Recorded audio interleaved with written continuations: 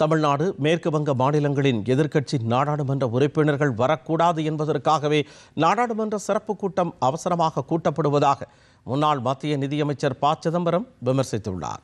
மதுரை மத்திய தொகுதி திமுக வேட்பாளர் பழனிவேல் தியாகராஜனை ஆதரித்து அவர் பிரச்சாரம் செய்தார். அப்பொழுது சட்டப்பேரவை தேர்தலிலும் திமுக கூட்டணி வெற்றி பெறும் என நம்பிக்கை தெரிவித்தார். மத்திய அரசின் நித்தி ஆயோக் வெளியிட்ட அறிக்கையின்படி தமிழ்நாடு பல குறியீடுகளில் முதலிடம் பிடித்துள்ளதாக சிதம்பரம் குறிப்பிட்டுள்ளார். ஏப்ரல் 23 மேற்கு வங்கத்தில் தேர்தல் நடக்குது. 39 நாடாளுமன்ற உறுப்பினர்கள், தமிழ்நாட்டில் 39 நாடாளுமன்ற உறுப்பினர்களும் தேர்தல் பணியிலே ஈடுபட்டிருக்கிறார்கள். மேற்கு வங்கத்தில் 42 நாடாளுமன்ற உறுப்பினர்களும் தேர்தல் பணியில மூழ்கி இருக்கிறார்கள். இந்த 80 பேர் வரக்கூடாது என்பதற்காக, எதிர்த்து வாக்களிக்க கூடாது என்பதற்காக 16ஆம் தேதி கூட்டுறாங்க.